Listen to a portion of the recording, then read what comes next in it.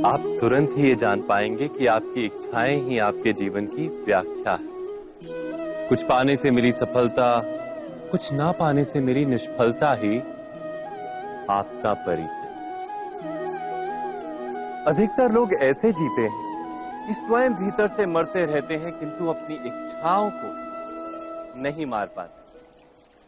इच्छाएं उन्हें दौड़ाती हैं जिस प्रकार मृग तृष्णा मृग को दौड़ाती। परंतु इन्हीं इच्छाओं के गर्भ में ही ज्ञान का प्रकाश भी। कैसे? जब इच्छाएं अपूर्ण रहती और टूटती, तब वहीं से ज्ञान की किरण प्रवेश करती है मनुष्य के हृदय। ना, ये कथा नहीं है केवल इच्छाओं के संघर्ष की, नहीं है केवल महत्वाकांक्षाओं से जन्म लेने वाले भयावह रक्तपात की। ये कथा है इच्छाओं के गर्भ से उदित होते हुए ज्ञान की। मैं वासुदेव कृष्ण आप सभी को निमंत्रण देता हूं इस यात्रा पे चलने का, जो जीवन का मर्म सिखाएगी, मनुष्य का धर्म सिखाएगी, कीचड़ से उठकर कमल बनने का कर्म सिखाएगी। और इस यात्रा का नाम है महाभारत।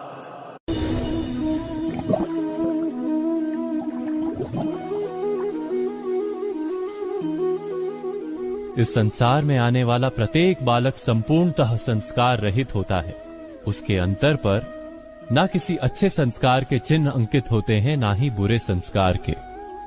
अर्थात जन्म से बालक में ना कोई गुण होता है और ना ही कोई दोष। तो ये दोष अथवा गुण किस प्रकार प्राप्त होते हैं? क्या हमने कभी विचार किया है? जो बात माता पिता के मुख से निरंतर सुनी जाती है, वही बात उनकी संतानों के हृदय का संस्कार बनती है। जैसे किसी गांव में नदी तट तक एक पगडंडी बन जाती है केवल उस मार्ग पर बार बार चलने के कारण। अर्थात माता पिता के हृदय की इच्छाएं उनकी संतानों के हृदय का दोष अथवा गुण बनकर जन्म लेती हैं। क्या ये सत्य नहीं?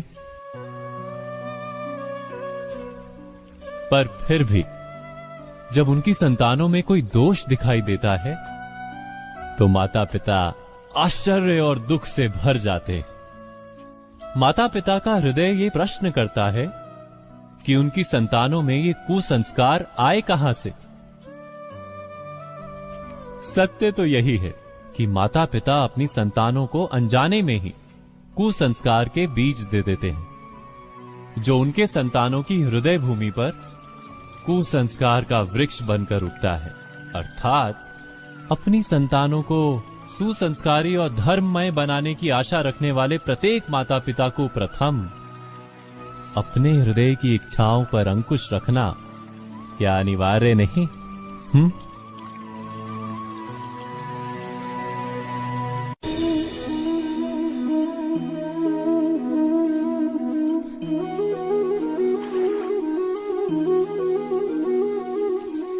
पिता सदा ही अपने संतान के सुख की कामना करते हैं, उनके भविष्य की चिंता करते रहते हैं।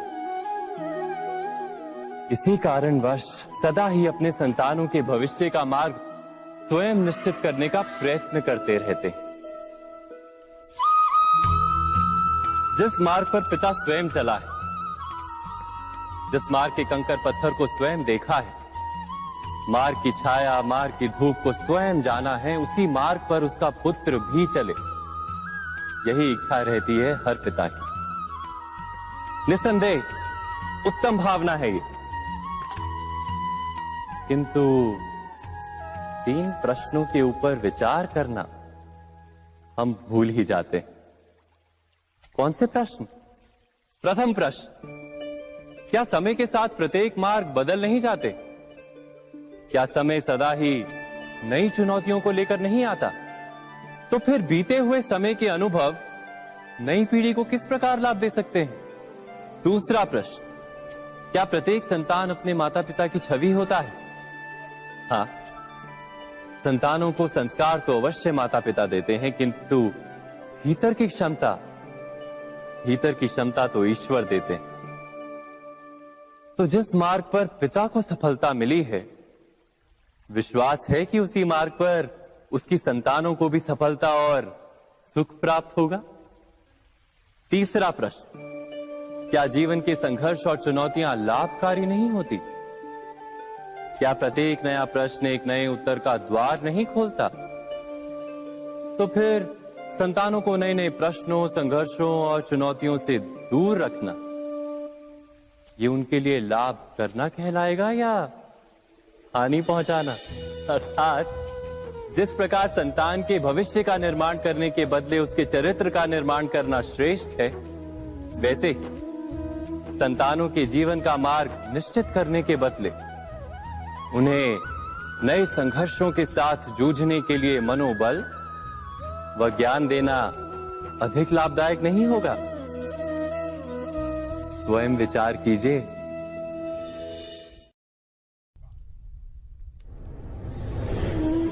पूर्वजों की इच्छा, आशा, महत्वाकांक्षा, क्रोध, बैर, प्रतिशोध, यही सब आने वाली पीढ़ी की धरोहर बनते हैं।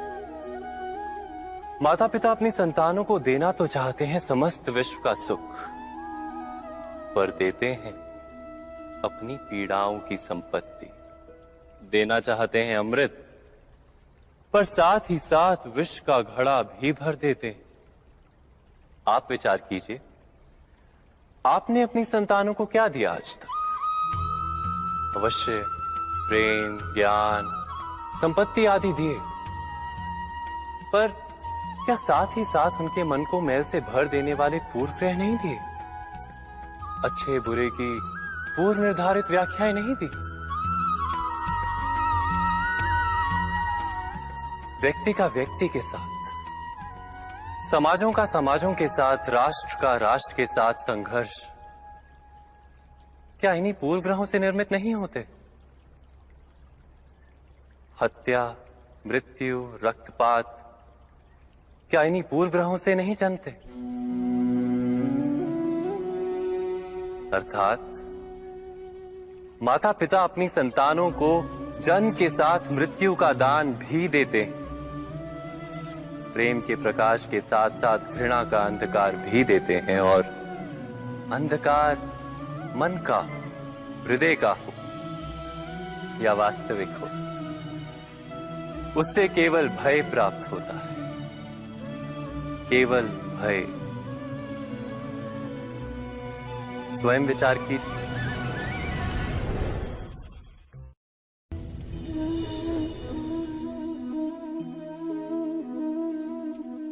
मनुष्य का स्वभाव है कि वो स्वयं को, अपने परिवार को, अपनी संतानों को अधिकतम सुख प्राप्त हो ऐसी इच्छा रखता है।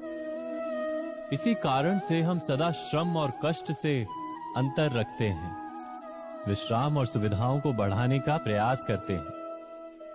स्वयं अपने जीवन का विचार कीजिए। क्या ये सत्य नहीं कि हम अपनी संतानों के लिए सदा ही विश्राम और सुविधा का आयोजन करते हैं? पर क्या कभी सोचा है केवल विश्राम से क्या लाभ प्राप्त होता है? केवल सुख और सुविधा जिन्हें प्राप्त हो, उनका जीवन कैसा होता है?